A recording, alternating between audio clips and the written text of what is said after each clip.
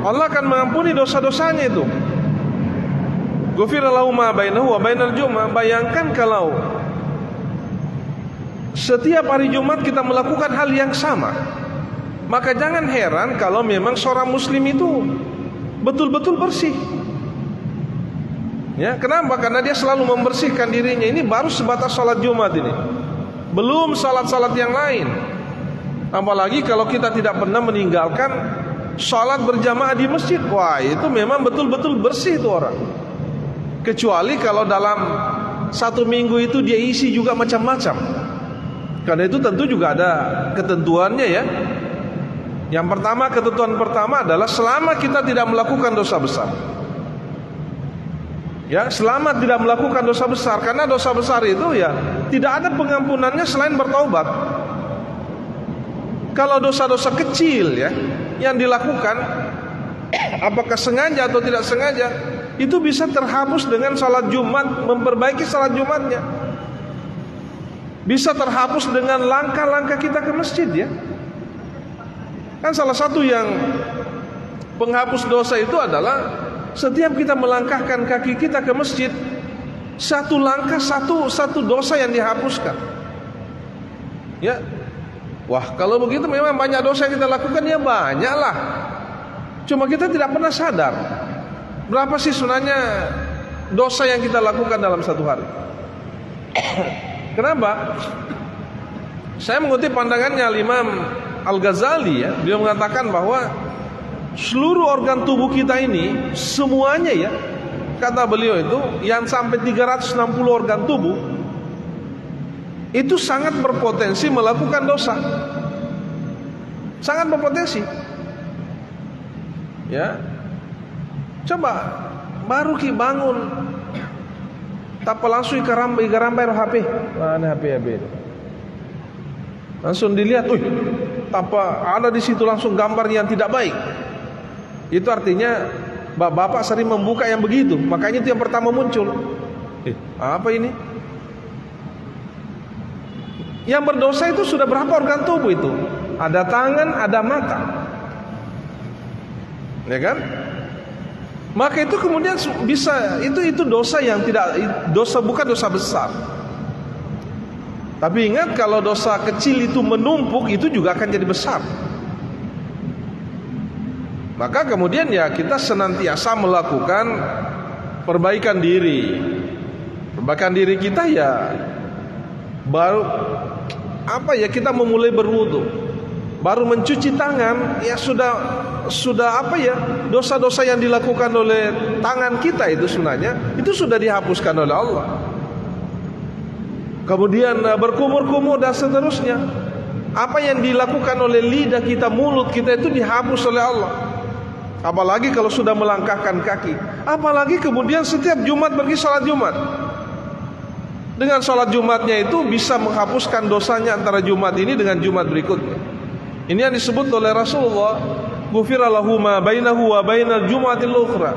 Allah akan mengampuni dosa-dosanya dari Jumat ini sampai Jumat berikutnya. Ada berapa syaratnya tadi itu? Berwudu dengan baik, menyempurnakan wudunya. Ya kalau menyempurnakan wudu hadirin jamaah, tentu bukan sekedar berwudu. Pertama ya menyempurnakan wudu itu melakukan juga semua sunnah-sunnahnya. Itu nanti itulah yang disebut dengan menyempurnakan wudu. Bukan hanya kan ada orang terkadang saya lihat ada orang yang berwudu itu tidak sah memang wudunya.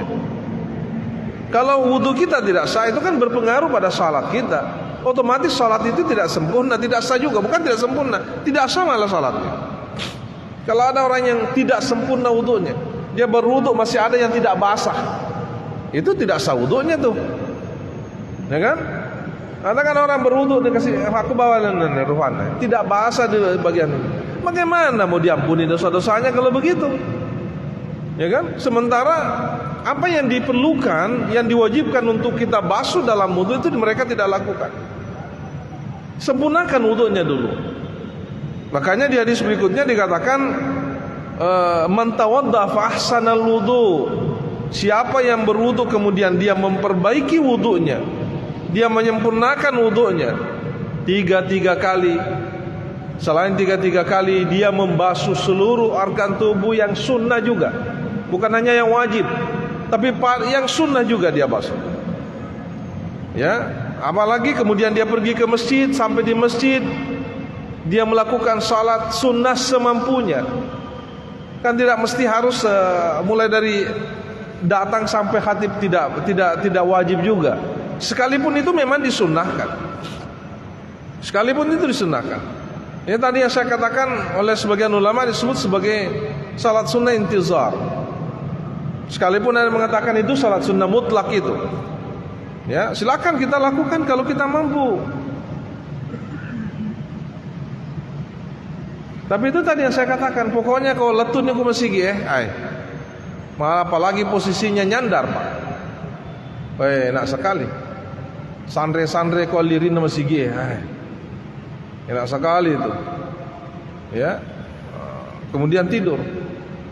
Apalagi saya curiga nanti Jumat besok ini, mungkin juga mulai dari kemarin. Megala ada makasitin ronda, Pak, makasingi karpe. Ya, wah, tambahin ini tidurnya ini.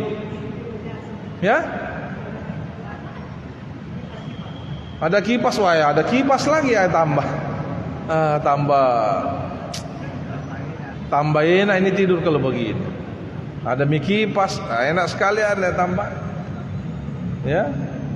Ini terlalu memanjakan sebenarnya jamaah, tapi tetap matu itu yang motor bawang kayak boleh. Itu tuh motor. Jarang juga yang.